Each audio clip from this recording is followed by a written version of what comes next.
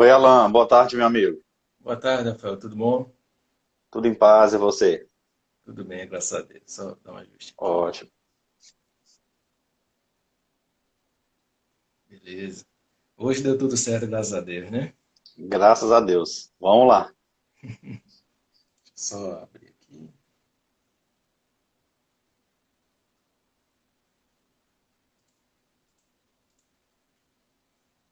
O pessoal tá entrando. Olá, pessoal. Boa tarde. Vocês estão me ouvindo direitinho? O áudio está perfeito, para mim está ótimo. Beleza. Boa tarde a todos, né? Que a gente possa agora nos concentrar mais uma vez para mais uma tarde de trabalho. A gente se encontra. E como é gostoso sempre falar de Jesus, né? Dos seus ensinamentos, da sua vivência, porque nesse mundo, muitas vezes a gente tem relacionamentos difíceis no trabalho, na família. Quando a gente para um pouquinho para pensar no espiritual, no que possa nos elevar, é como uma libertação, né? Então, vamos aproveitar essa tarde de domingo. Aqui em Caruaru, bastante quente, mas vamos lá. Hoje temos a presença do nosso irmão Rafael Lavarinho, já bem conhecido no movimento, né? Tem seus livros, né? Depois você pode até falar deles, Rafael, para o pessoal que esteve aqui. Tem os seus livros, é escritor, palestrante, espírita. E hoje vai falar de um tema muito, muito legal, que é a doce lição de Abigail. Essa personagem, essa personalidade maravilhosa do cristianismo primitivo e que podemos aprender bastante com ela. Então, sem muitas delongas, vamos fazer a prece inicial. E logo depois, Rafael, você pode até falar mais de você e fique à vontade, ok? Obrigado. Deus, Pai, Todo-Poderoso, extrema bondade, aqui nós, teus pequeninos filhos, pedimos tua proteção e tua ajuda na jornada de retorno a teu convívio. Nos ajuda, Pai, a seguir os passos de teu filho mais avançado, Jesus. Por mais difícil que seja ainda, deixar de lado nosso orgulho, nosso egoísmo, mas que nos inspiremos em suas palavras, sigamos seus exemplos e também daqueles que vieram junto a ele e nos ensinam como homens comuns ainda feito nós que tropeçam, podem abraçar essa renovação e aos poucos, é verdade, mas o mais rápido possível também chegarmos ao teu regaço. Obrigado, Pai. Abençoa a palavra do nosso irmão. E assim seja. Então, Rafael, fique à vontade, meu irmão.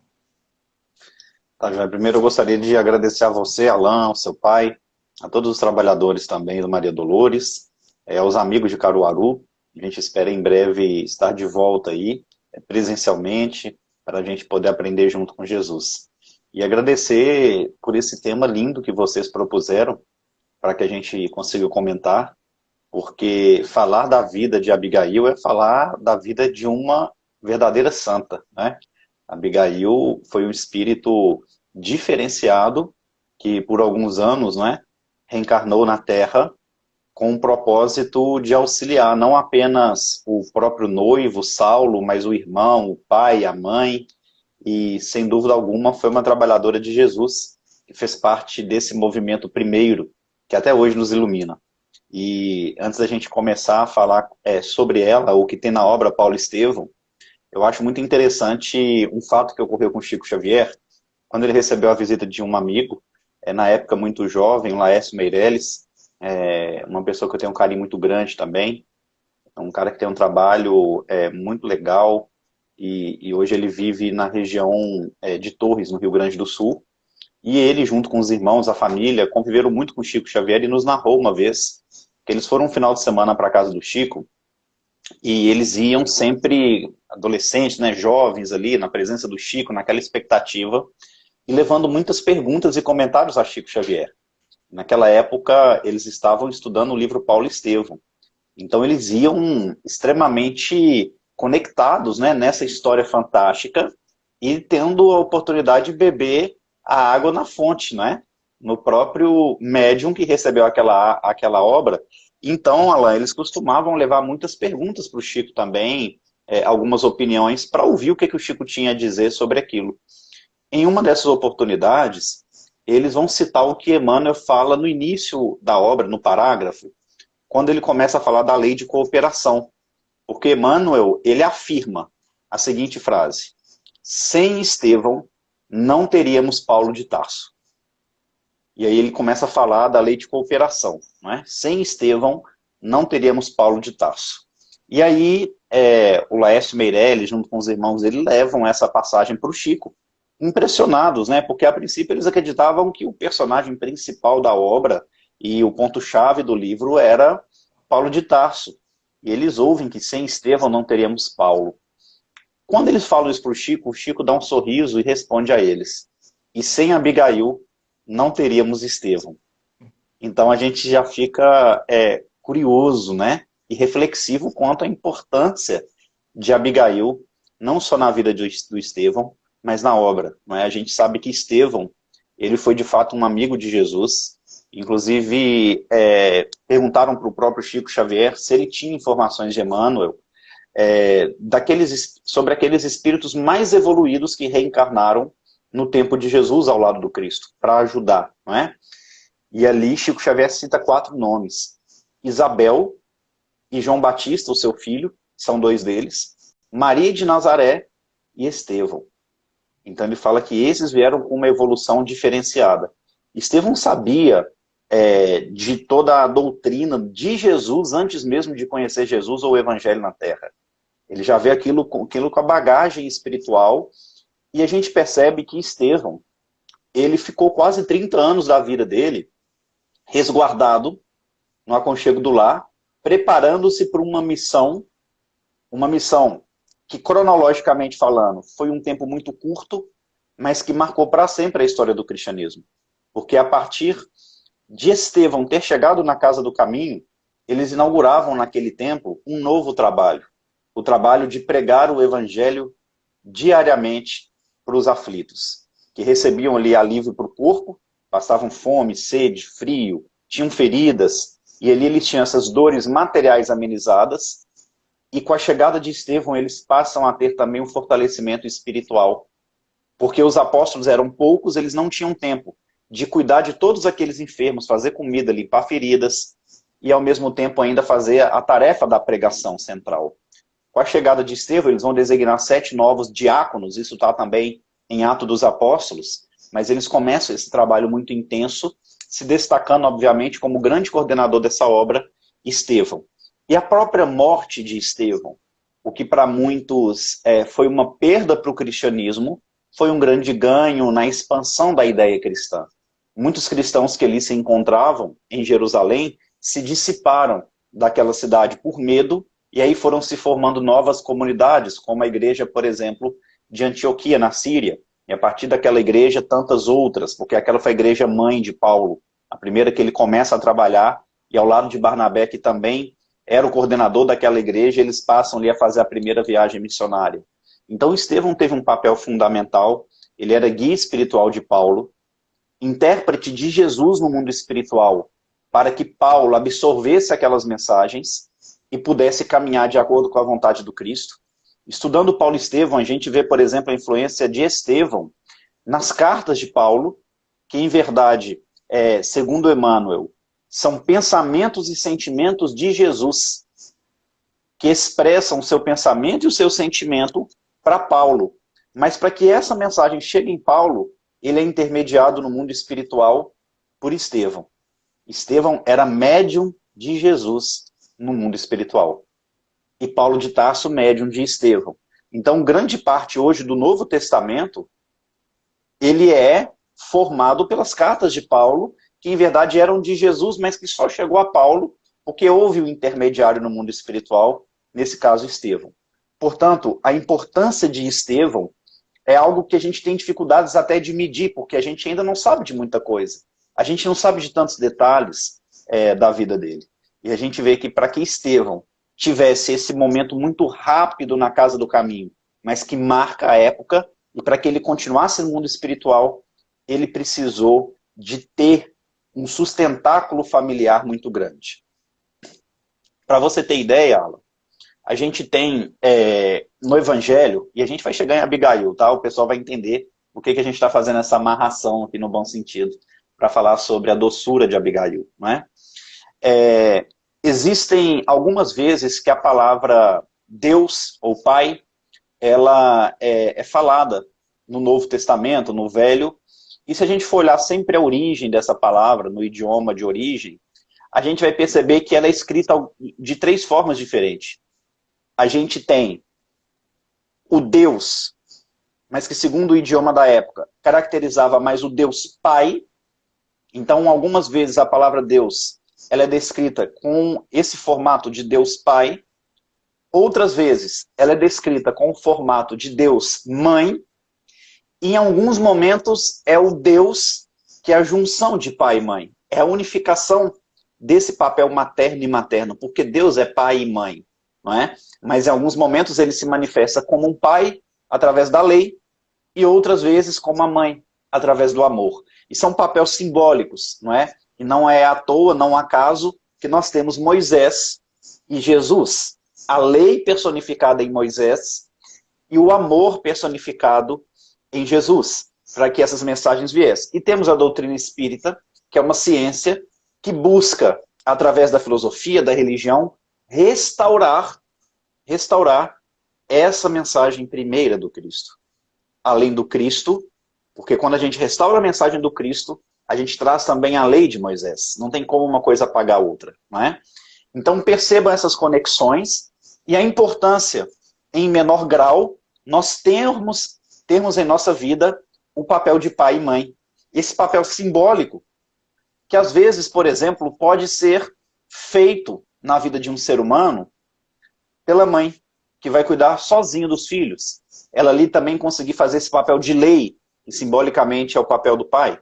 Nós temos o pai que pode muitas vezes suprir a ausência materna e dar também o amor, o afeto, o acolhimento.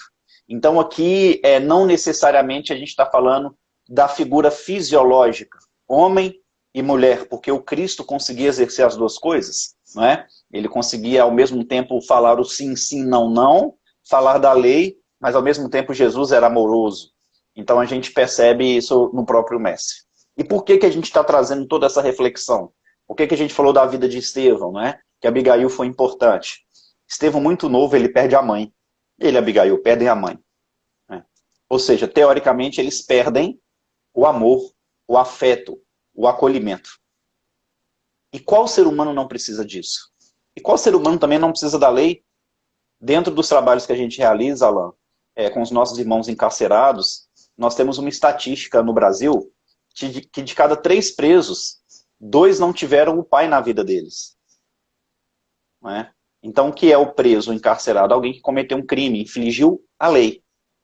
E aí, de cada 3 dele, 2 não tiveram o pai. Então, deixaram de ter a lei. Né? Deixaram de ter a lei, teve aquela dificuldade e acabam cometendo um crime lá na frente. Então, é muito importante esse papel da lei, esse papel da mãe. Eles perdem a mãe muito jovens, crianças ainda, que eram Gesiel e Abigail. O pai, sempre fazendo esse papel da lei, de Josedebe, sempre mostrando para os filhos, principalmente a Gesiel, o valor do trabalho. Gesiel era muito trabalhador, trabalhava no campo para ajudar no sustento da família, mostrando a necessidade da família estar vinculada a Deus, fazendo culto diário na casa deles. E aí é um grande ensino que a gente tem no Paulo Estevão, analisando a família de Gesiel e Abigail.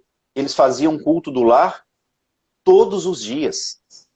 Todos os dias. E a gente faz campanha nas casas espíritas que culto no lar uma vez por semana.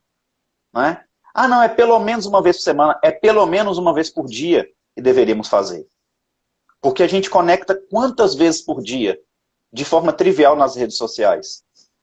Ou assistindo um futebol, uma novela. Eu não estou falando que a gente não tem que assistir.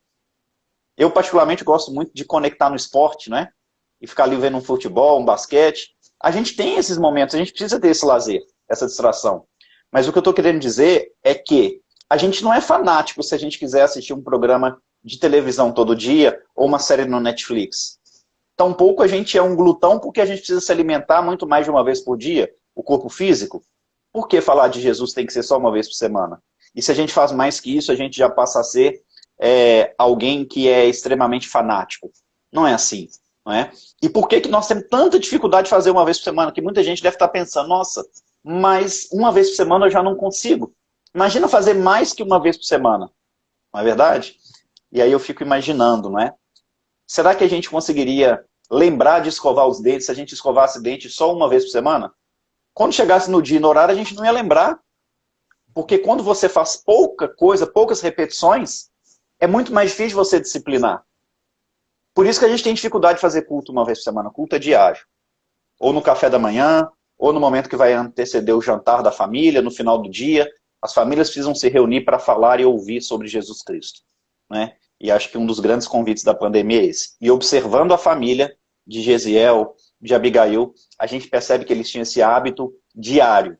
Com a morte da mãe, ainda quando eles eram muito criança, Abigail vai assumir esse papel feminino. Abigail vai assumir esse papel materno na vida de Estevão e no aconchego do próprio pai de José-Debe. E a gente consegue ver isso com alguns detalhes que o Paulo Estevão traz para a gente. São pouquíssimas coisas que tem-se a respeito de Abigail. Poucas coisas. Poucas falas de Abigail. Mas ensinos doces, como é o tema da palestra, os doces ensinos de Abigail, não é? Ou a doçura de Abigail, mas que são extremamente profundos. Então ela assume esse papel de afeto, de acolhimento, de amor, dando ao irmão e ao pai esse ponto que eles precisavam, suprindo ali a ausência materna. Então Gesiel aprendia com o pai a lei e com a irmã o amor. Então isso, ainda que ele fosse um espírito extremamente evoluído, foi uma forma de aperfeiçoar, de burilar aquela tarefa tão árdua que ele iria assumir. Que tem reflexos de Abigail, do pai de José-Debe, que às vezes a gente critica muito, por um momento de invigilância que ele teve. A gente já acha que nada do que fez foi válido, né, ou valeu a pena. E aí, a gente tem a primeira descrição de Emmanuel no livro sobre Abigail. E Emmanuel era cirúrgico, né? Ele não vai trazer ali características ao acaso. Tudo que ele fala é muito bem pensado, muito bem elaborado, ainda mais para apresentar uma personagem dessa.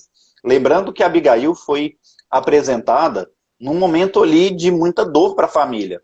O pai dela, José-Debe, que já tinha a idade avançada, tinha ido no centro da cidade de Corinto, numa época em que as perseguições dos romanos estavam muito mais acirradas. O homem, o romano chamado Licínio Minúcio, que havia roubado a família deles alguns anos antes, que havia prendido José-Debe e roubado dele mais de 90% das terras, né, das posses que ele tinha. Segundo Emmanuel, a mãe de Abigail era uma mulher com um coração muito sensível.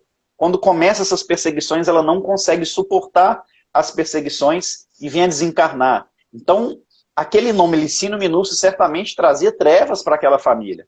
Trazia medo, apreensão, e ele tinha voltado à cidade de Corinto, as perseguições estavam acirradas, principalmente contra os judeus, e nesse clima, né, Corinto, que já não era uma cidade bem vista, bem tida pelas pessoas também, porque muita perdição, principalmente na área sexual.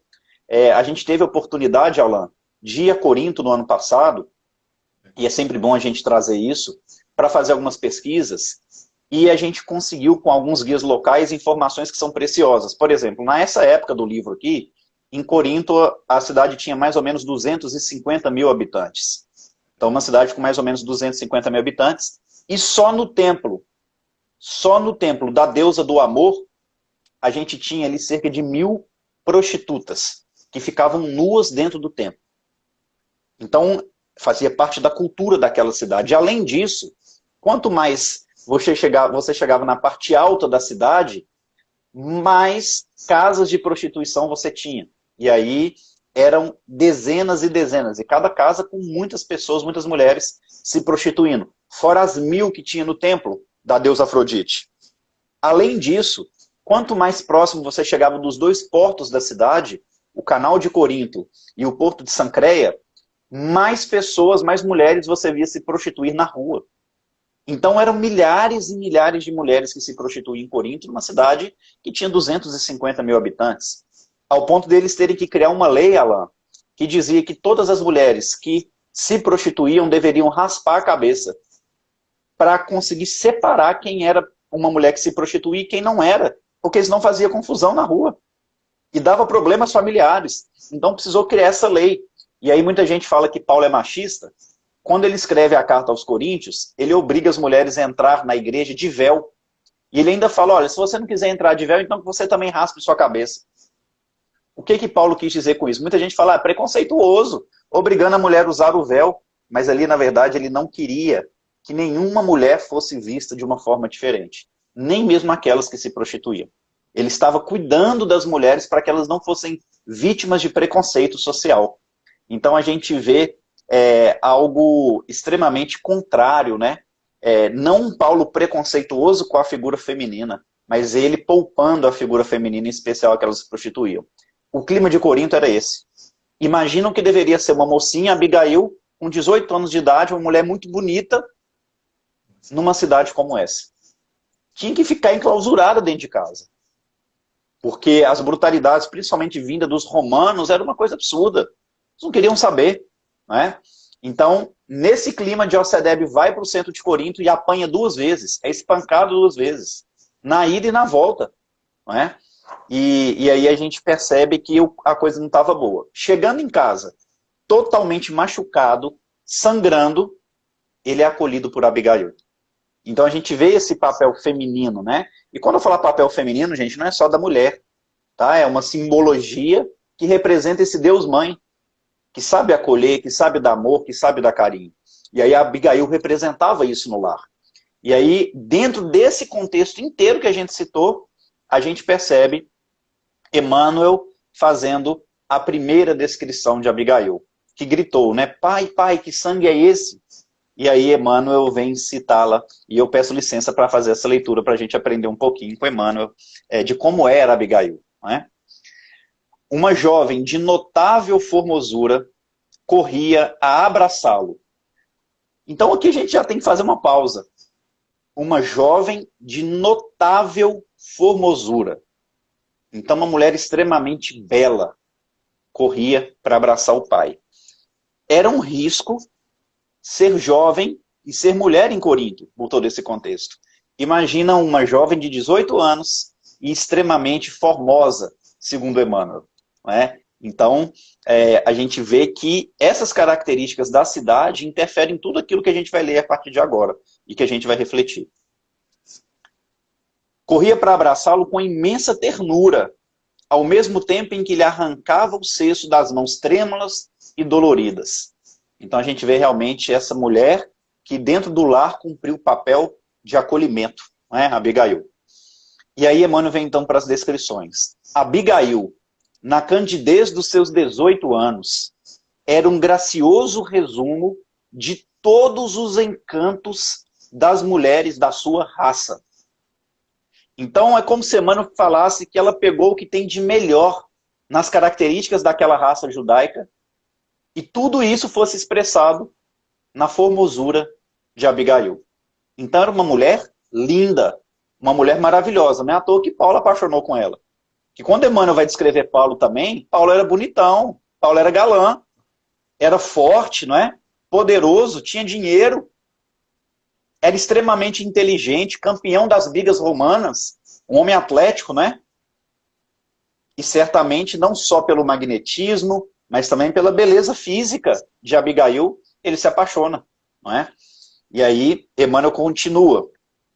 Os cabelos sedosos caíam-lhe em anéis caprichosos sobre os ombros, emoldurando-lhe o rosto atraente num conjunto harmonioso de simpatia e beleza.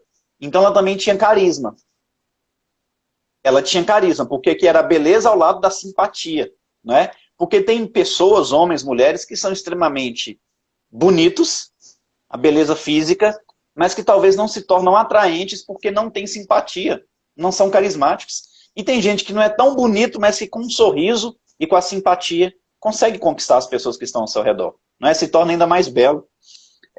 E aí Emmanuel continua. No entanto, o que mais impressionava no talhe esbelto de menina moça eram os olhos, profundamente negros, nos quais intensa vibração interior parecia falar dos mais elevados mistérios do amor e da vida. O que mais impressionava na figura de Abigail eram os olhos, intensamente negros, mas que refletiam vibrações intensas de amor e de vida. Emmanuel é poético, mas na poesia dele ele fala muita coisa. Uma característica, um detalhe, Alain, e amigos que estão nos assistindo, todas as descrições de personagens feitas por Emmanuel, ele usa o olhar, seja para falar dos aspectos psicológicos, espirituais, morais, emocionais dos personagens, ele sempre utiliza-se do olhar para expressar isso, tá bom? E aqui a gente consegue até lembrar de uma passagem do Cristo, quando no Sermão da Montanha ele nos fala que se os nossos olhos forem bons, todo o nosso corpo será luz. Ou seja, o nosso olhar resume o que está na nossa alma. E ali Emmanuel fazia essa leitura do olhar dela, que vibrava vida e amor. Na verdade, ele está falando da alma dela, da alma de Abigail. Vibravam vida, e não é a vida terrena, corpórea, mas a verdadeira vida. Não um olhar que mostrava aquela sabedoria das verdades eternas, mas acima de tudo, que demonstrava amor. Por isso que ela fez esse papel de amar e acolher na vida de Estevão, na vida do pai, suprindo-lhe a ausência da mãe, que era um espírito também extremamente evoluído. Não é? E aí então a gente tem essa primeira descrição de Abigail, não é? Que traz essas características dela. Acontece um fato, e aí a gente tem que narrar um pouco da história para entender o decorrer dos fatos, né? Acontece algo interessante, que é o momento em que o pai, depois de ter recebido essas duas surras, no dia ele ainda procura a justiça, querendo os bens de volta, e vai brigar com os romanos, e acaba apanhando de novo dos romanos, e perdendo tudo que tinha. Num ato de desespero, ele coloca fogo ali nas propriedades daquele romano, que fazia divisa com a sua. O fogo tomou uma proporção muito maior que ele imaginava, ao ponto de matar um daqueles romanos que trabalhavam para Licínio Minúcio. Alguns deles, acho que 2 ou 3 foram mortos. Então, algo muito tenso, né? Um momento muito tenso dentro da obra. E nessa tensão, Gesiel, que estava tentando ajudar o próprio romano, olha o tanto que Gesiel era bom. Né? Veja só, Gesiel tinha sido roubado, ele e a família dele, por aquele romano. O pai tinha sido preso há um tempo atrás, agora eles tinham perdido tudo pelos mesmos romanos. A mãe morreu porque tinha um coração muito sensível por perseguição de Licínio Minúcio. A propriedade do homem pega fogo, mata alguns servos, ele arrisca a própria vida para ajudar o cara. Não é? Então essa é a essência da misericórdia que Deus espera da gente. E Gesiel estava lá, mas quando Gesiel chega, e o pai confessa que ele havia colocado o fogo ali, que era ele o responsável, Gesiel fala, olha, nós precisamos esperar pelo pior. Precisamos esperar pelo pior. Vai acontecer alguma coisa muito grave, não é? E ali naquela aflição, veja o que Gesiel fala com a irmã, com a Abigail. Abigail, no momento de aflição, vamos recitar o salmo que nos foi ensinado pela mamãe para as horas difíceis. A figura materna fazia o tempo inteiro eles lembrarem da mãe que tiveram, porque realmente marcou a existência daqueles jovens. E eles muito aflitos, sabendo que poderiam ser presos a qualquer momento, flagelados e até mortos, lembram da mãe, e aqui Emmanuel fala que eles ajoelham. E Abigail começa a cantar o salmo que a mãe havia ensinado para os momentos de aflição. E eu peço licença, não para cantar, em respeito ao ouvido de todos vocês, mas para falar qual salmo é esse, e realmente é um salmo maravilhoso. O Senhor é meu pastor, e nada me faltará. Deitar-me faz em verdes pastos, guia-me mansamente a águas muito tranquilas, refrigera a minha alma, guia-me nas veredas da justiça, por amor ao seu nome.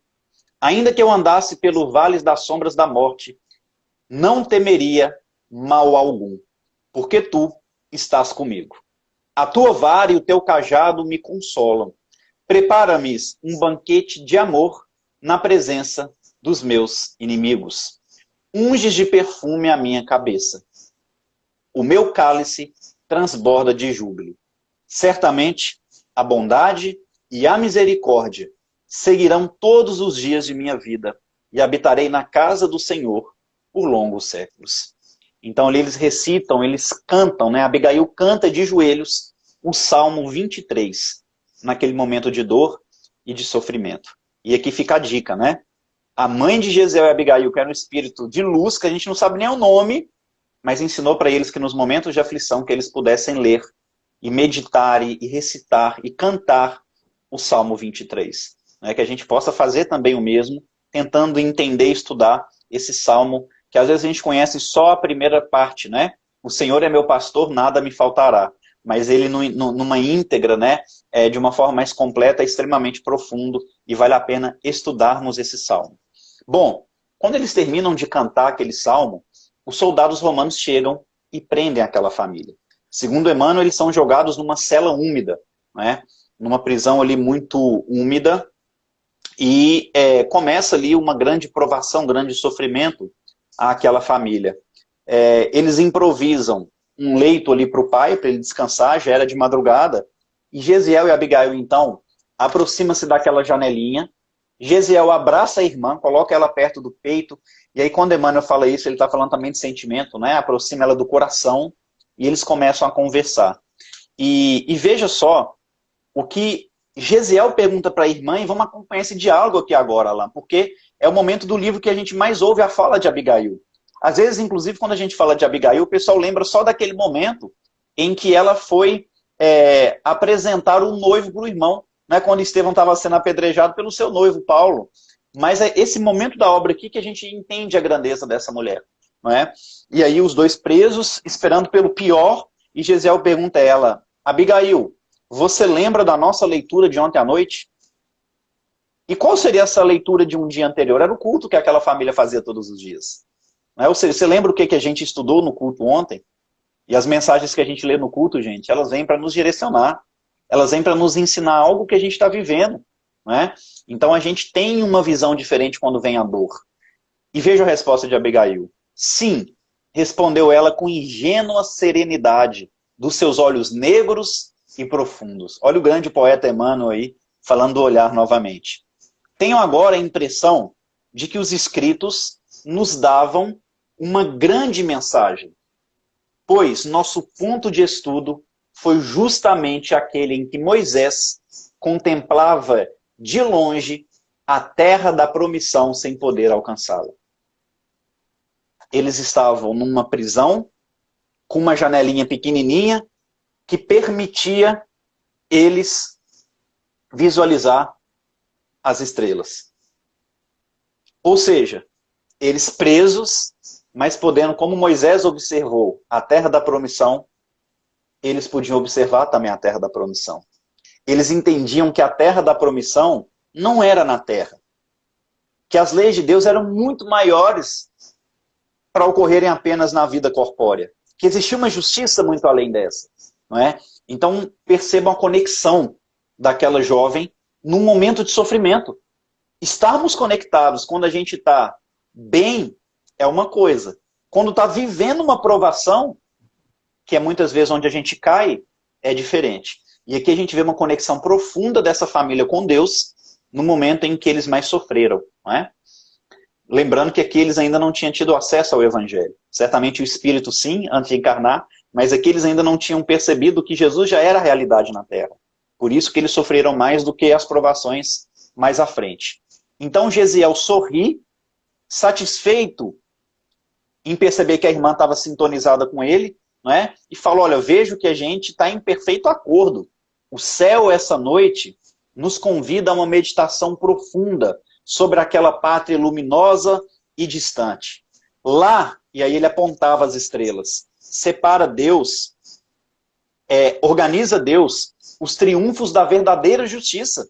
Ele dá paz aos tristes, conforta os desalentados da sorte. Certamente, nossa mãezinha está com Deus esperando por nós.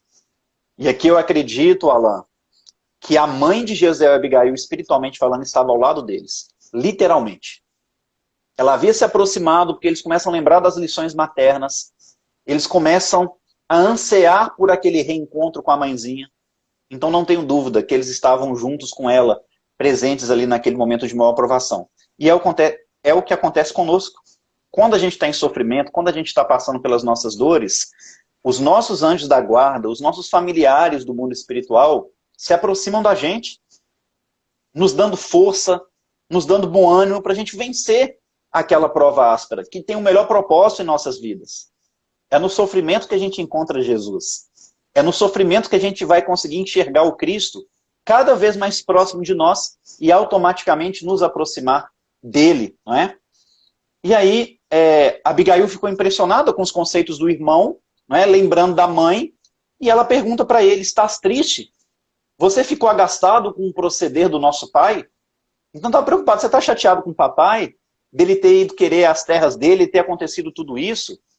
E aí, Gesiel fala de modo algum, não é? Estamos em experiências que devem ter a melhor finalidade para a nossa redenção, porque se assim não fosse, Deus não teria enviado para a gente. Estamos com as melhores experiências, passando pelas melhores experiências, senão Deus não tinha enviado essas dificuldades para a gente, disse Gesiel à sua irmã. E aqui a gente vai trazer um conceito de Abigail maravilhoso. Eu peço licença novamente para a gente ler. Não nos aborreçamos com o papai. Não nos aborreçamos com o papai. Estive pensando que se a mamãe estivesse conosco, ele não chegaria a reclamações de tão tristes consequências. Então vejam a falta também que a mãe deles faziam, né? E que alma nobre é essa mulher, que nem o nome a gente tem descrito aqui na obra, né? Mas que certamente soube se apagar para que os filhos crescessem nessa missão que os dois vieram, junto ao Cristo. Nós não temos aquele poder de persuasão com que ela, carinhosa sempre, iluminava a nossa casa. Então a mãezinha conseguia direcionar os filhos e o esposo para o bom caminho de forma carinhosa. Não era um moralista, né? Porque tem muita gente que quer direcionar a vida do outro com discursos moralistas. Ela alcançava isso com carinho, tocando o sentimento, o coração dos seus familiares. Lembra-te, perguntou Abigail a Gesiel, sempre nos ensinou que os filhos de Deus devem estar prontos para a execução das divinas vontades. Os profetas, por sua vez, nos esclarece que os homens são varas no campo da criação. O Todo-Poderoso é o lavrador, e nós devemos ser os galhos floridos ou frutíferos na sua obra. A palavra de Deus nos ensina a ser bons e amáveis. O bem deve ser a flor e o fruto que o céu nos pede. Olha a inspiração dessa jovem, numa cela, nas vésperas de ver o pai sendo padecido, sendo morto, o irmão sendo castigado, escravizado e ela abandonada. Vejam quanta espiritualidade, né? Quanta vida não exalava daquele espírito, como descreveu bem Emmanuel pelo seu olhar.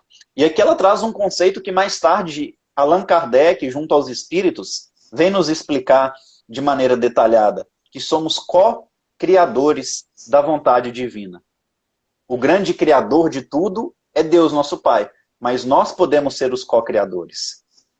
E o resultado das nossas co-criações, segundo Abigail, é o bem e o amor. Os nossos frutos devem ser o bem e o amor. Nessa altura, aí Emmanuel vem comentar essa fala dela, nessa altura, a jovem fez uma pausa significativa.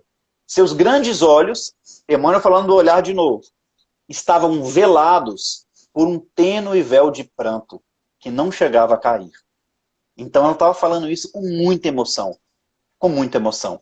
Ela dá uma pausa significativa e continue. Entretanto, continuou ela, emocionando o irmão carinhoso. Sempre desejei fazer o bem, sem jamais o conseguir. Olha a humildade dela. Sempre desejei fazer o bem, sem jamais conseguir. Gente, a Abigail tinha 18 anos aqui. Quando nossa vizinha enviuvou, quis auxiliá-la com dinheiro, mas não possuía. Sempre que me surge uma oportunidade de abrir as mãos, tenho-as pobres e vazias. Então agora, penso que foi útil a nossa prisão, Não será uma felicidade neste mundo podermos sofrer alguma coisa por amor a Deus? Já que eu não tenho dinheiro, eu estou sacrificando a minha própria vida. Eu estou doando o meu coração por amor a Deus. Isso uma jovem de 18 anos. No contexto que a gente está falando, não é? Quem nada tem, ainda possui o coração para dar. Quem nada tem, ainda possui o coração para dar. Essa frase de Abigail poderia ser um mantra para a gente, né? Quem nada tem, ainda possui o coração para dar. Estou convicta de que o céu nos abençoará pela nossa resolução em servir a Deus com alegria. Então a gente precisa carregar a convicção, mesmo nas dores, que a gente sempre vai ser abençoado por Deus em servi-lo com alegria, principalmente na adversidade. Então Abigail conseguia ser doce, nos ensinar, mesmo em momentos tão adversos.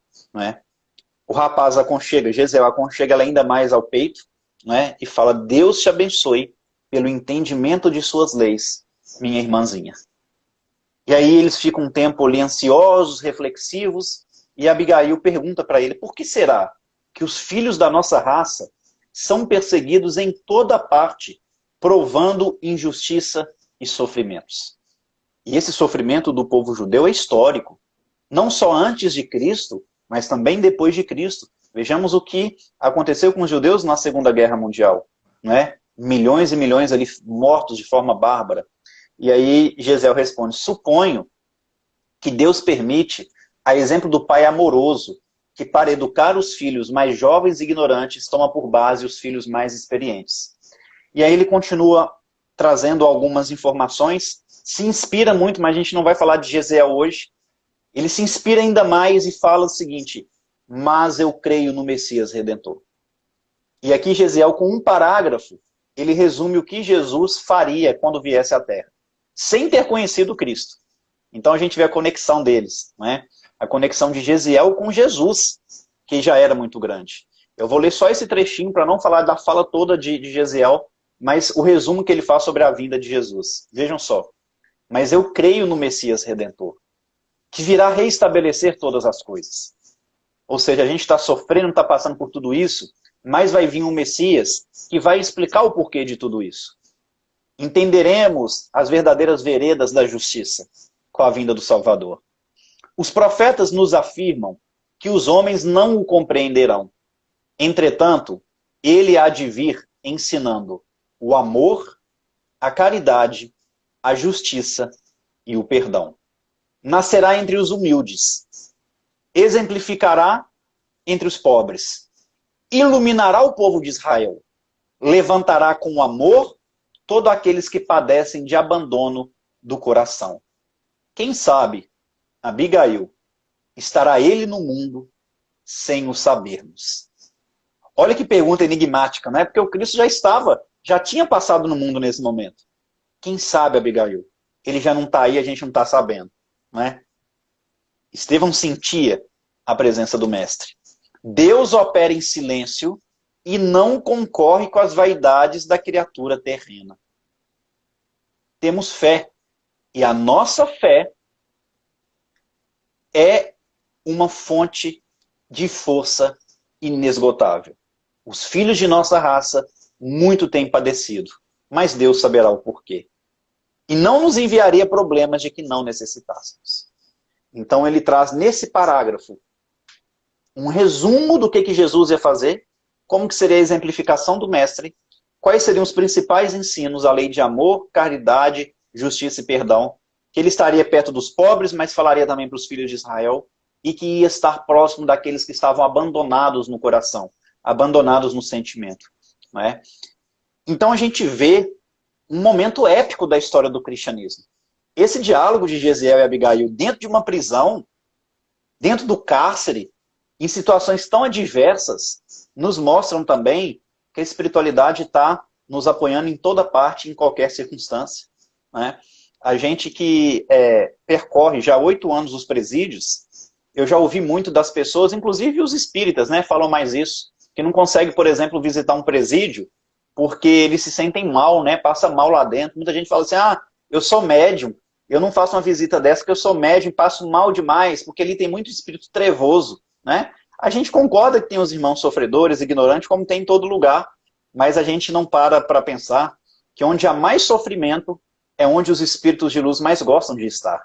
E se a gente está passando mal aí num presídio, num hospital, na verdade o problema não é no ambiente, o problema é conosco. O problema é de conexão. Né? A gente está em desequilíbrio e a gente está conectando com a parte mais baixa. Então a gente está precisando se educar, porque o trabalho de caridade, de amor para os irmãos que estão no sofrimento, ele nunca vai nos fazer mal. Né? E aqui é um exemplo de espiritualidade intensa, de conexão profunda com o Cristo e com espíritos da mais alta envergadura dentro de uma prisão, dentro de um ambiente de cárcere. Não é? E aí Abigail, muito aflita, pergunta ao irmão, olha, já que nós estamos falando de sofrimento, o que nós vamos esperar pelo dia de amanhã? Quando a gente for julgado? E aí Gisele fala, olha, a gente deve esperar pelo pior. Mas pelo pior, o que é o pior? Eles vão querer matar. Principalmente o papai. Mas eu vou assumir a culpa no lugar dele. Vou falar que eu coloquei fogo. Gesiel, mas se te flagelar, vamos ter confiança em Deus. E se te matarem, vamos ficar tranquilos. É a vontade de Deus que está se cumprindo. Então a fé dele também era uma coisa que assustava a própria Abigail. Não é? O entendimento da vida. Fazendo um pequeno resumo. Não é? O que aconteceu? Eles foram lá, no julgamento, no dia seguinte. Gesiel confessa que foi ele que colocou fogo. E o romano, que não era bobo nem nada, falou assim, que bom então que foi você. Você vai pagar pelo flagelo, por esse crime que você está confessando de forma espontânea, e seu pai vai pagar pelo que ele foi visto cometer. Então ele não conseguiu livrar o pai e foi os dois para o tronco. No meio das 39 bastonadas, chibatadas no tronco, chega um funcionário dando a notícia que mais um servo de Licínio Minúcio havia sido morto. Né? Ele não resistiu aos ferimentos daquele incêndio do dia anterior. E aí ele manda dobrar o castigo. E quando manda dobrar, uma daquelas bastonadas atinge o pescoço de Josedebe, que começa a perder muito sangue. E ali Gesiel percebeu que o pai estava desencarnando, e ele então fala com a irmãzinha, minha irmã, papai está expirando. Né? E aí ele pede à irmã para que ela cantasse a oração que a mãezinha deles havia recomendado para eles cantar no momento de sofrimento. Né? E qual oração seria essa? A gente fica curioso, né? Porque a mãe só ensinou coisas fantásticas para aquela família até então. E aí vejam o que Emmanuel fala. Dando mostras de fé invejável, em tão amarguradas circunstâncias, a jovem, de joelho, fixou longamente o velho pai, cujo peito já não arfava. Depois, erguendo os olhos ao alto, começou a cantar, com voz trêmula, porém harmoniosa e cristalina. Então ela se ajoelhou, contemplou o pai que não mais respirava, olhou para o céu e começou a cantar com lágrimas nos olhos, com a voz trêmula, mas cristalina e com harmonia. Então imagina que voz maravilhosa ela não tinha, não é? E eu fico imaginando, infelizmente pelo nosso tempo a gente não vai conseguir entrar nesses detalhes, mas aqui a Abigail, com o canto dela, ela conseguiu contribuir para que a espiritualidade presente fizesse o desencarne do pai. Um local hostil de perseguições em que todo mundo estava vibrando ódio, em que Gesiel não conseguia raciocinar uma oração, porque ele estava tomando ainda as chibatadas dele também, estava no tronco do martírio, apanhando muito, 78 bastonadas, e então ele pede à irmã para cantar, para aliviar as suas dores e contribuir com o desencarne do pai. Aliás, ele pede ela para fazer uma oração e ela canta.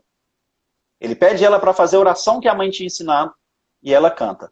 Mais uma vez, respeitando o ouvido de todos, eu vou só fazer uma leitura dessa oração que é a prece aos aflitos. Senhor Deus, Pai dos que choram, dos tristes, dos oprimidos, fortaleza dos vencidos, consolo de toda dor. Embora a miséria amarga dos prantos de nosso erro, deste mundo de desterro, clamamos por vosso amor.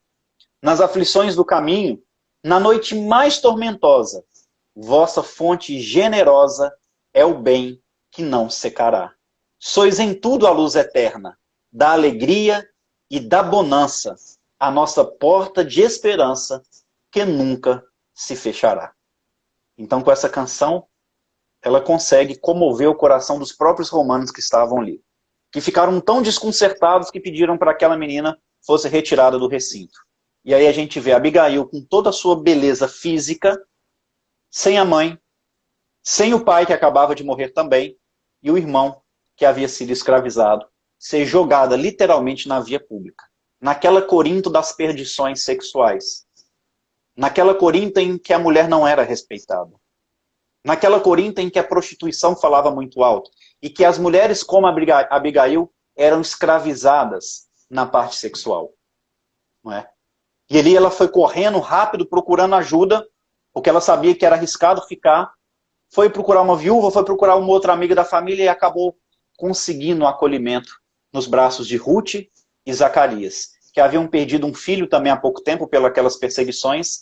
Então ela recomeça a vida ao lado desse casal generoso, o que mais tarde a história nos narra, não é? Conhecendo Saulo nas proximidades de Jope e Jerusalém, e então reencontrando o irmão naquelas cenas lamentáveis do apedrejamento de Estevão, que inclusive as primeiras palavras que ela ouve naquele reencontro com Estevão, que estava já mais para lá do que para cá, não é? Ele já tinha visto Cristo. Quando ele vê Abigail, ele já tinha visto Jesus esperando ele no mundo espiritual, e ele então pergunta para ela: minha irmã, com quem te deixarei? Minha irmã, com quem te deixarei? E então ela responde para ele: este é Saulo, o meu noivo. E ele então, ali, reunindo as últimas forças, fala com a irmãzinha: que o Cristo os abençoe. Saulo deve ser bom. Defendeu Moisés até o fim, e quando conhecer Jesus, com o mesmo amor, servi-lo-á.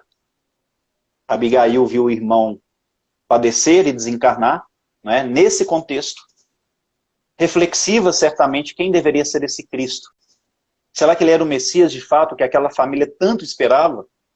Então ela teve a visita de um velhinho generoso chamado Ananias, que fazia peregrinação nos lares, conheceu Jesus, se converteu, já estava doente gravemente e acaba desencarnando, mas no dia do desencarne ela fala com Saulo, que havia sonhado com Estevão, e que Estevão trouxe um recado de Jesus para ele, falando que o Cristo acreditava muito em Saulo, e que ela, portanto, deveria testemunhar o seu amor no mundo espiritual para que ela não atrapalhasse a missão que Paulo tinha junto aos gentios. Não é?